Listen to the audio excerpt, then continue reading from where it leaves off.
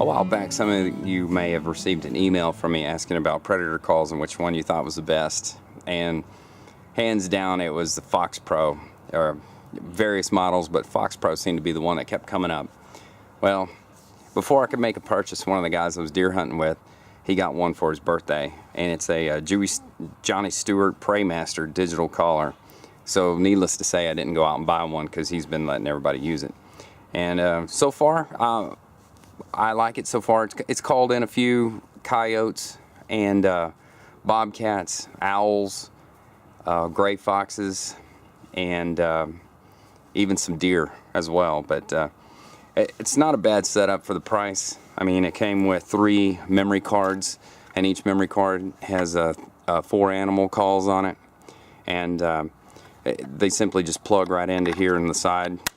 And then once you turn it on, the little light comes on. And then you can select which one you want and increase your volume. And I hunted with some guys down in South Texas about a week or so ago, and they had a predator call down there, and it was a much cheaper one, and they were impressed at the volume on this one.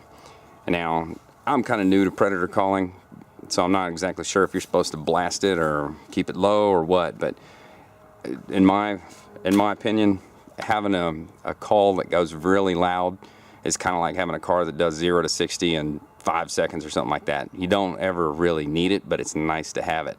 And in this case right now, I've called in some crazy stuff at pretty long distances by cranking this thing up and putting it up high on top of the blind. But anyways, back to the call itself.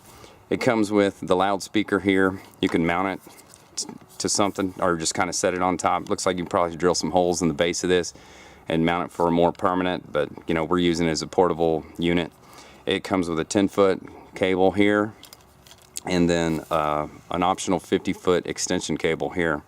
And basically you take your call, or your speaker rather, and plug it into the jack right here. And if you're going to use the extension cord, it's just a female and male end, so you just extend this. And then we can turn it on. Actually, we need to have a memory card in there. I did notice a quirk about this thing. You need to make sure when you put your memory card in that you snap it in.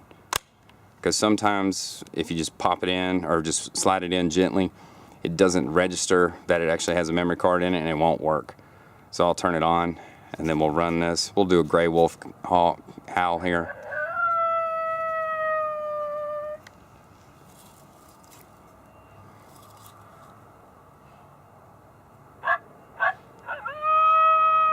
Not too bad. And I actually shot at a coyote. Like I said, you calling him in with this in the morning. Everybody else is doing turn that off. Everybody else was doing deer hunting, and I was doing predator calls in the morning, and I called in, you know, 3 bobcats and a couple of coyotes as well. But here, let's listen to something else. I recommend ear protection with these things because it can get pretty annoying. Usually after we're done deer hunting, we'll pull out the predator call and set it up, you know, if nothing's come up, and see if we can pull in something else. This one here, the baby cottontail in distress, that's the one I was playing when I pulled in the 3 bobcats. And it was just amazing to have an animal like that come that close to me. I didn't shoot it or anything, I just didn't see the point in blasting one of those. I was pretty much looking for coyotes only. But let's see what else, any kind of other quirks I noticed about this. The instruction manual does say to store it without a memory card in it. There's apparently some kind of a drain on the batteries if you leave the memory cards plugged in. And of course, long-term storage, you want to take the batteries out.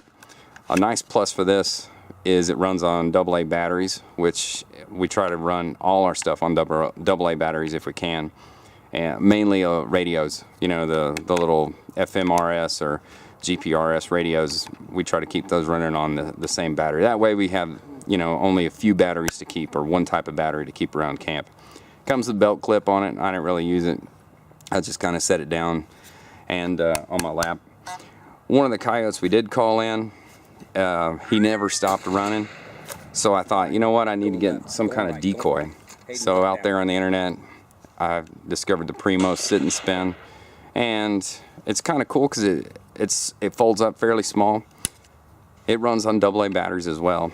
A little clip on the side holds this stake.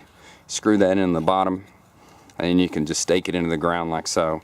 And then this little rod comes off, and you unscrew this, pop this in here, tighten it down, and then there's a little rheostat here on the side where you turn it, and it'll stop moving. And then you can increase the frequency at which it spins.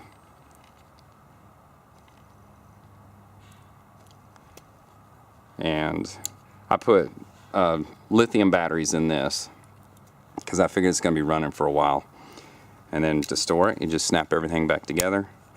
This was $25, I believe, online, and the call itself, I see them online for anywhere from $75 up to $120, depending on where you buy it. For the money, it's not bad. I mean, the Fox Pros are a lot more expensive from what I can tell, and fortunately my friend got this, so I didn't have to worry too much about shopping for one. And I've tried to put everything in one box, since you know the sit and spin fits in the box, cable fits in the box, a loudspeaker fits in the box, and I can even put a spotlight in here as well. And so then we can store this in our hunting shack, and if someone's ready to go predator hunting, all they need to do is grab the case and go. It's a nice little setup. Memory cards right here, the extra ones. All in all, so far, liking it pretty good. Well, thanks for watching, and please subscribe for more hunting videos. Thanks.